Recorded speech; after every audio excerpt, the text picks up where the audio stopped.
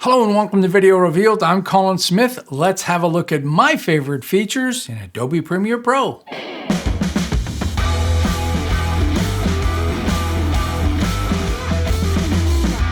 All right, let's have a look at the features that I really like in Premiere Pro. Some other applications out there have copied these features since they were introduced many, many years ago, because I love a lot of the features that have been around in Premiere Pro. And the first one is freedom. Freedom, freedom, freedom. Now, Avid is very powerful, very keyboard oriented, but it does not have the freedom that Premiere Pro has. I love being able to drag anything, anywhere, and I know it can get people in trouble sometimes, but I just love the fact that I can freely drag anything, anywhere, and not have to be in a mode or anything like that. Let me just show you. So I've got some clips up here, and I want to drag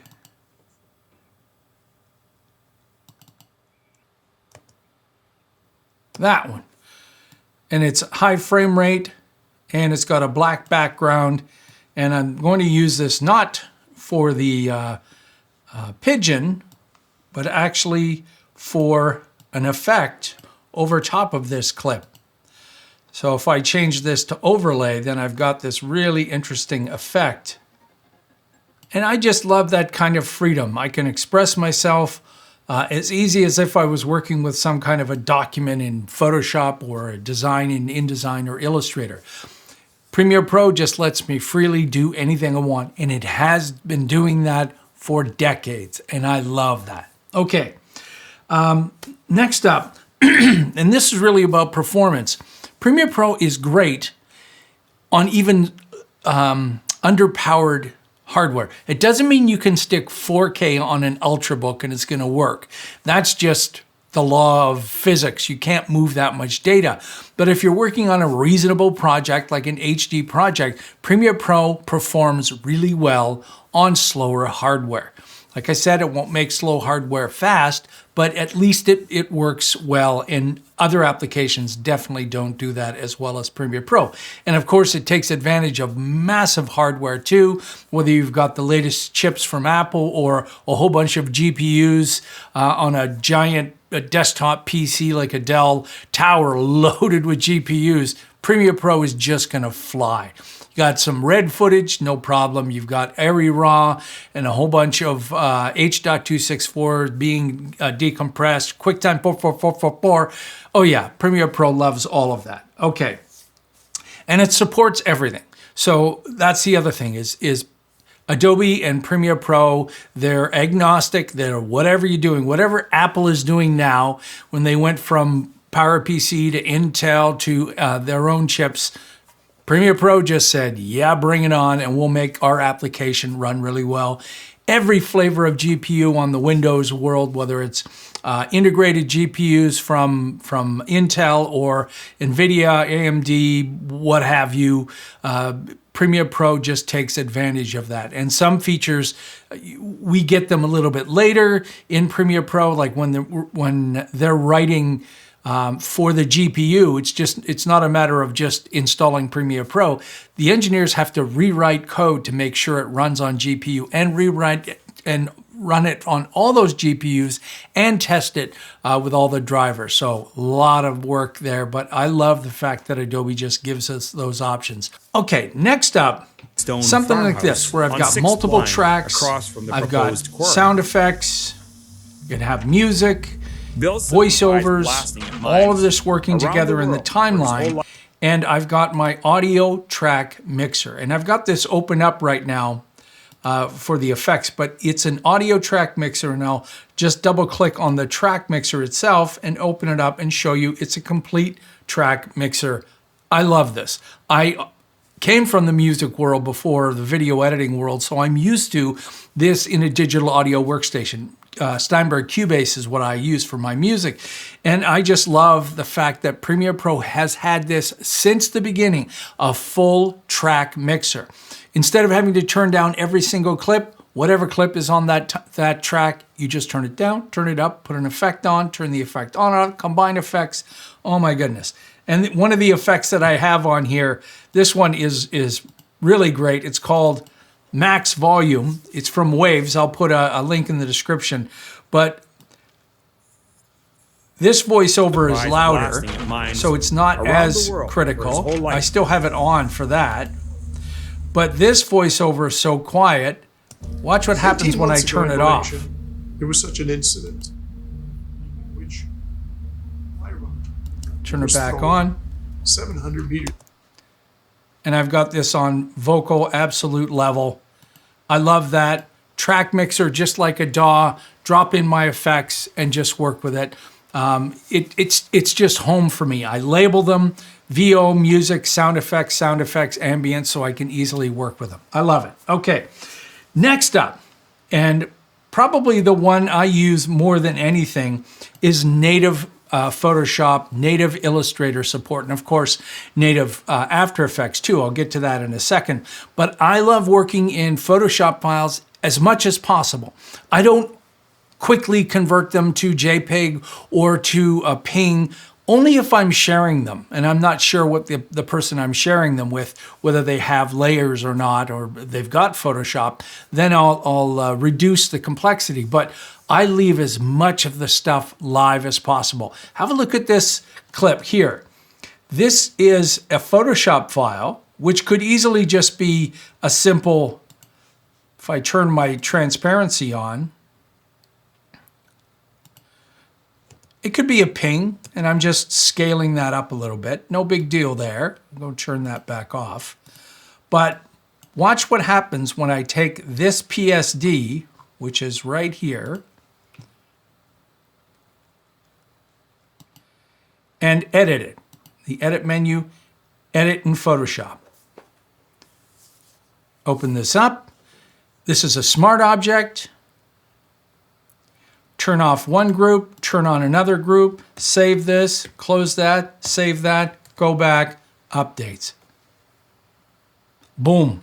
If you come from the world of charging money for your work, you can charge money for these kind of changes. And if you've built things correctly and integrated them correctly, then you've got this great option. And that animation is still there. So I'm zooming into that with a completely different graphic. I could have countless layers in Photoshop that I'm turning on and off. Love this. And of course, if you are working, creating work for other people and you don't want to share it, that's when you can compress things down and make this a ping. And if they want you to edit things, then they've got to come back to you, unless that's the agreement you have where they get the Photoshop file, whatever. Okay, now let's look at vector. Oh man, Illustrator support directly inside Premiere Pro. So these are vector files, and I can zoom in more. I haven't made these really large. This is 2000 by 2000 pixels right now, but I took the chair, blew it up in Illustrator, and then I made the chair 2000 pixels by 2000 pixels. It's not the same as After Effects where it's continuously rasterizing. That's different. After Effects, you can put a tiny little Illustrator file and zoom all the way in and out. I wish we had that in Premiere Pro, but it's still so useful to take native logos, native graphics that are vector, make them big. Like on average, I'm doing 2000 by 2000 pixels for a graphic and drop it in here. If I need to scale it more, I could make it 10,000 pixels if I want and zoom in. But native Illustrator support with all of the layers is so beautiful. Now, I want to show you one other thing you can do. If you don't know this, the level of support you have in Photoshop files, this next thing will be really amazing, because Premiere Pro understands the full structure of all of the layers, all of the effects, all of the styles in a Photoshop file. So I'm going to import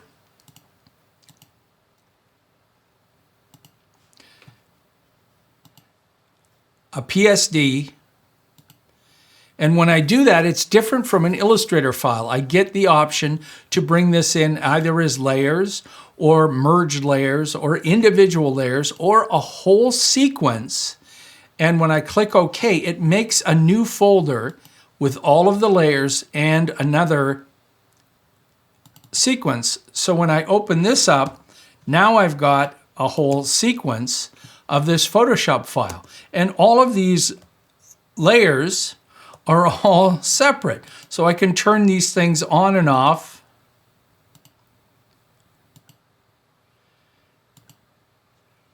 And I could put a new foreground in here. I could just use pieces of this if I wanted to. Or, remember, this is a Photoshop file. So if I edit this Photoshop file, and you'll notice this layer is generative AI. So I've got variations. I can choose a different variation of the background. Now, I would have to regenerate my sailboat here is definitely generated from a different one of these, and I've got different sailboats that are generated too, but I can do whatever I want here and turn these on and turn these off. Let's get rid of the sailboat when we get back there. Save that, come back in here, brand new background, and again, I could have generated that new thing. So all the generative AI stuff stays native, stays live, stays selectable on all those layers with all the compositing, all of the graphics, all the layers, all the text, all the embedded files in Photoshop files. I could have an Illustrator file in a Photoshop file in a Premiere Pro timeline, and it would all be live. Change the Illustrator file, change this Photoshop file, changes in Premiere Pro. Wow, love that. No one else can touch that because those are proprietary formats that Adobe has control of and make sure that the quality is the same throughout. It has a compatibility mode for Photoshop, so you can read native Photoshop files in some other programs because when you save Photoshop, it does save a composited flat version of the file to try to make it more compatible with systems that don't understand. But if you want all that layer goodness, you're gonna have to stay within an Adobe workflow. Next, let's talk about, I don't use After Effects integration much. I use After Effects, but I tend to export out whatever I create. So when you see my show opening and the ending, all of those graphics that are created usually are from After Effects, and then they're exported out as QuickTime ProRes 422, or if I need transparency, 4444. But this is an example of using a lower third that is an After Effects file. So it's not just an animation of the graphic. This is for companies like CNN where they need to change more than just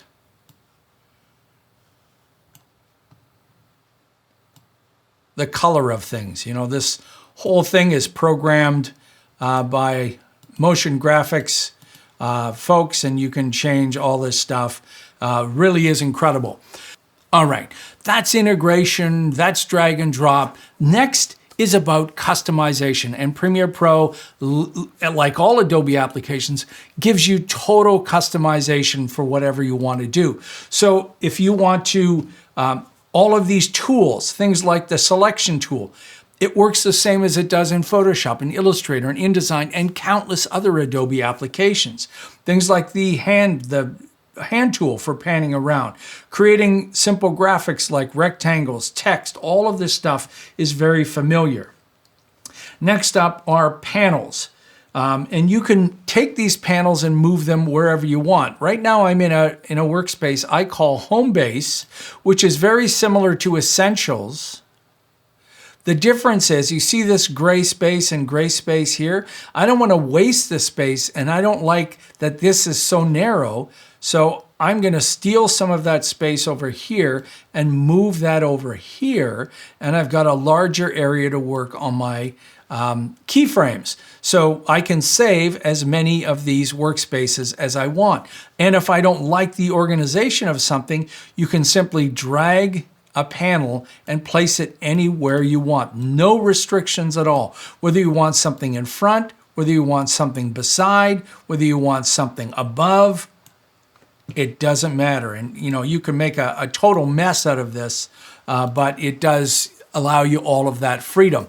And I just love having the freedom of moving any panel around. What if you wanted a floating panel just to go on another monitor somewhere? If you hold the control key on Windows, the command key on Mac, and drag this around, I'm now dragging this floating panel anywhere I want. And I can float as many of these guys as I want. So I'm floating, or go back to double-clicking on Essentials and put them all back.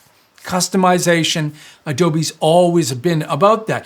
The trade-off for customization for new users is they make a mess of things because Adobe allows you to do that. They close stuff. Hey, I close my stuff. But Adobe has simple ways of resetting this. Again, in any Adobe application, if you go to the window menu and you go to workspaces, they're all the same. Reset to saved layout.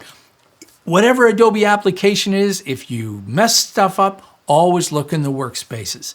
And it is familiar and totally customizable. Okay, next up is shortcuts. Another reason I love working in Premiere Pro is a ton of shortcuts for a lot of things that you can do. And it's easy to fill up your keyboard with all of these keyboard shortcuts and change them. But I love being able to just see what what shortcuts are being used and customizing that and laying that out the way I want. Love that. Okay. Presets, boy oh boy, can't get enough in the effects, being able to create your own presets. I really love this when I'm working on something and tweaking something. Well, you can see, look at this one, C14 and C13 fix. This is when I'm in the heat of things, and a lot of times these are like Lumetri tweaks that I'm doing.